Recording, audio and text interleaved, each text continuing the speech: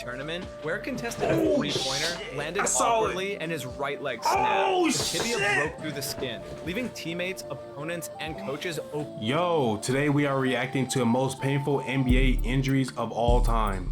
Now, personally, these hit home for me. I was watching a lot of these growing up. I've seen the Paul George, I've seen the Sean Livingston, I've seen the Kevin Durant, the Kobe, the Steph, when Curry fell on his neck. I've seen the even Kevin Ware. I've seen who else? Oh, the Gordon Hayward. I've seen a lot of these things. Even the Andre Robertson one. These are all horrible incidents, and these are the worst things. After you watch these, you feel like you don't want to jump anymore. You know what I mean? You don't want to put pressure on that leg because you feel like it might give out. Because if they do it at the highest level, why wouldn't it happen to me? But without further ado, let's get straight into this video. She been comment me. A layup and landed awkwardly against the base of the basket stanchion. His right leg snapped instantly, the tibia breaking through the skin in plain sight of teammates and coaches. Players covered their faces in horror. The game was stopped immediately and silence filled. If I'm sitting here wincing a lot, it's because for me, the arena. that played basketball. I play basketball. I said played. I play basketball. It can happen, and you know that feeling. You know that, like, I feel like it hurts a little bit more than just watching it. You know what I mean? George underwent surgery the same night, forcing him to miss nearly the entire 2014 to 15 season. His road back was long. This right here, if you know anything about hoops, this changed everything. His spot as one of the league's premier two-way players. Still, the image of that night is impossible to forget. A superstar season ending before it even began. In one freak landing that turned a summer exhibition into one of the most shocking moments in basketball history. Sean Livingston, catastrophic knee injury. At just 21 years old, Sean Livingston was seen as the future of the Clippers. 6 feet 7 inches with the vision of a point guard in a game built for highlight reels. But in February 2007, hey, this right here, all of these were a blessing for every one of these people.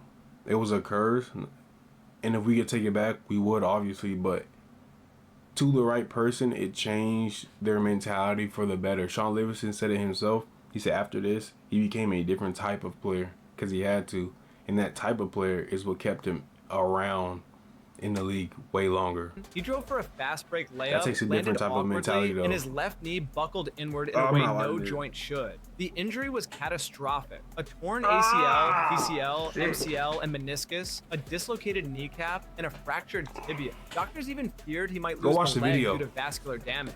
Livingston missed nearly 2 years, and many thought he'd never play again. But against all odds, I'm gonna keep pausing this shit, but it's like, imagine you just watching, like, Michael Phelps go, and the camera's on him, and live, you just see his fucking arm fall off, and you just see him come out the water like this, and like this part is doing this, right here in the middle of his forearm, just snap like this. You would be like, that feeling would be cemented in you every time you see it, you know what I mean? It's not like I'm just watching random hurt people getting, it's like I remember watching things happen. He fought back, rebuilt like his game, and became a seeing someone's knee just shift out the fucking. His story became one of the NBA's greatest comebacks. But the replay of that night remains one of the most stomach-turning visuals the league has ever seen. Derrick Rose, torn ACL. In 2011, Derrick Rose became the youngest MVP in NBA history, a Chicago-born superstar who seemed destined to bring the Bulls back to glory. Then came the 2012 playoffs. In Game 1 of the first round, with the Bulls up comfortably, Rose exploded into the lane, planted, and his left knee gave out. He collapsed instantly, clutching it in agony. The diagnosis... And peep something. This is what the coach is known for. If you don't hoop or you don't know about basketball, I'm gonna let you in on something. Look at the score. 99. Derrick Rose, he's up. His team is winning. Look, under 2 minutes left. Look how much they're down by. They're not gonna win the game. Why is your star player in? This is why you don't play your players at the end of games when you're up like this. Because stuff like this happens. Not even like, oh, you might. No, you might. This affected his career. This affected the organization's progress for the next That's why you don't do that. A torn They're just dumb for ACL ended playing his him. season and marked the start of years of injury. But his coach is known around the league for playing people when they don't need to be in the game. That stole his explosiveness and derailed one of the most exciting careers in basketball. Rose fought back and reinvented his game, but the sight of him lying on the United Center floor that day felt like watching the course of the franchise and the league change in an instant. Gordon Hayward, dislocated ankle and fractured tibia. Opening night of the I'm gonna keep pausing now. I don't care. But I remember watching this live. Like, this is different from the other two because I was old enough to see, you know what I mean? And the cameras, you know, like how it got better, the quality and everything. And they do the zoom and they do the top and they do the. Tell me why every single time someone gets hurt, especially with this one right here, they kept replaying it. They kept replaying it in slow-mo. I was on ESPN like this. I was watching the game like this. Like, oh, shit. Oh, shit. Oh, shit. That shit was horrible. 2017 season was supposed to be the start of something special for the Boston Celtics. But 5 minutes into the game, Gordon Hayward went up for an alley-oop, collided midair, and landed with his left foot twisted grotesquely. His ankle was dislocated, his tibia fractured, and the horror on the faces of players on both teams said it all. The entire stadium fell silent as Hayward was stretchered away, his season over before it had begun. The injury not only altered the Celtics' title hopes, but also left Hayward battling to regain it. And on the floor, they were trying to block it, but you can see them like snap it back. Cause it was like, this is his foot. Like this right here is his foot, right? It's like this. This shit went like this. His whole shin bent to the side. And they had to snap that bitch back and it went this way. And then, like, it's called a re-break or something, I guess. But his form. While he returned the following season, the road back was long. And the image of that opening night still lingers as one of the NBA's most haunting debuts. Andrew Bogut dislocated elbow. In April 2010, I remember this. Bucks center Andrew Bogut was having the best season of his career, anchoring Milwaukee's playoff push. Then, on a fast break, he went up for a dunk and was undercut by Amari Stoudemire. Bogut landed awkwardly, his right arm twisting and bending in the wrong direction. The impact dislocated his elbow, broke his hand, and tore ligaments, all in one horrifying fall. His season was over instantly, and though he returned the following year, his offensive game never fully recovered. Bogut still carved out a solid career, even winning a title. But that moment became a permanent entry on the NBA's short list of injuries you can't look at twice. Rudy Tomjanovich, Kermit Washington punch, some injuries are freak accidents. This one was a nearly fatal act of violence. We all know him because of the picture. During a Lakers-Rockets game in 1977, a fight broke out near midcourt. As Rudy Tomjanovich sprinted in to break it up, Lakers forward Kermit Washington turned and threw a single devastating punch. It connected flush with Rudy's face, fracturing his skull, breaking his jaw and nose, and causing severe spinal fluid leakage. Doctors compared the force to a car crash at 50 miles per hour. Tomjanovich missed the rest of the season, underwent multiple surgeries. Can you imagine that? You are running into a fist. You're running into a fist moving at you. It's like double. If he was standing still, it would be 25. If the guy just did this, it would be 25. But together, 50. Surgeries, and the incident permanently altered NBA rules on fighting. It remains one of the most infamous moments in league history, not just because of the violence, but because it almost killed him. They said he almost died on that floor. Knees.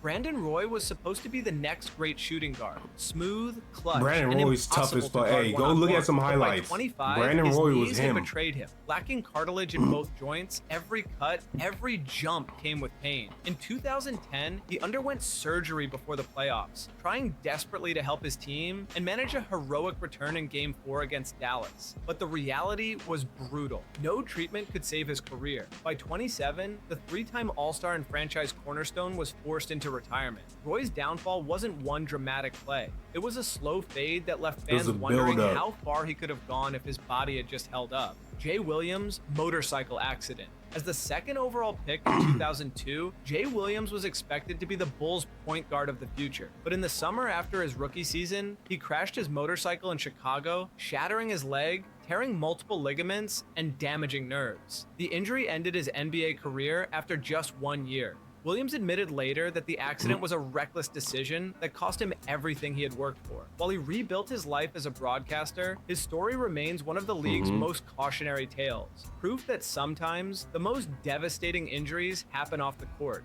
Bernard King. It's crazy. Whoa, what'd I do? It's crazy because a lot of people didn't even know he played basketball.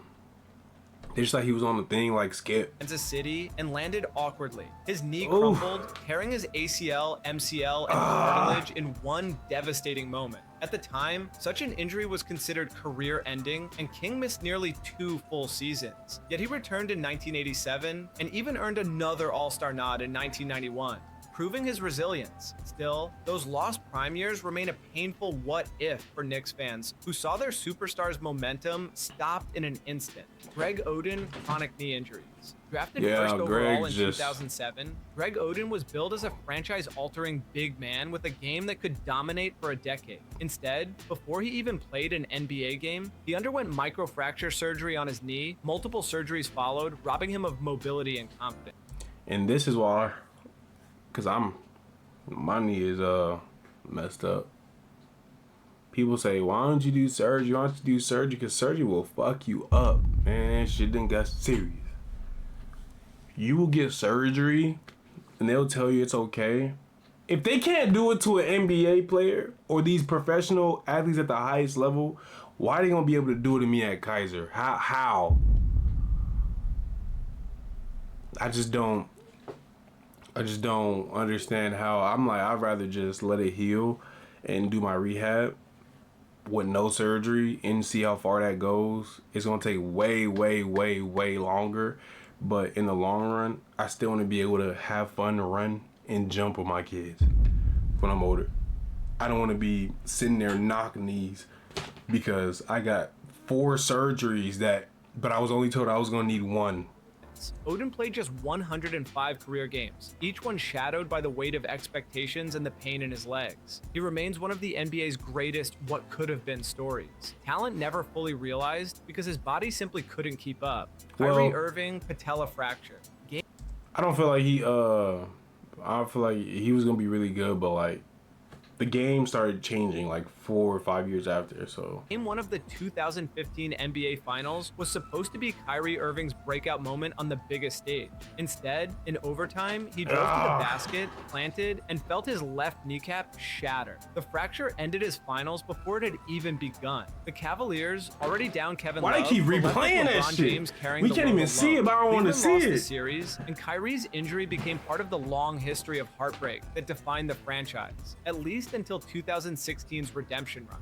Patrick Ewing, Achilles tear. In the 2001 Eastern Conference Finals, Knicks legend Patrick Ewing tore his Achilles tendon while chasing down a rebound. At 38, it was a devastating blow, not just to his career, but to New York's playoff hopes. The injury marked the beginning of the end for one of the greatest centers in NBA history. For fans who had watched Ewing battle for over a decade, seeing him go down was a painful reminder that even the toughest warriors eventually run out of time. Andrew Bynum, dislocated kneecap. In January 2008, the Lakers were emerging as contenders It's again, always something with the young knees. Andrew Bynum anchoring the paint. Then, during a simple play under the basket, he landed awkwardly and dislocated his kneecap. The injury kept him out for months. I watched this. I literally watched this, bruh. And though the Lakers went on to make the finals, Bynum's career would be defined by recurring knee problems. His talent was undeniable, but that night was the first sign that his body might never let him reach his full potential. Bob Lanier, severe knee injury.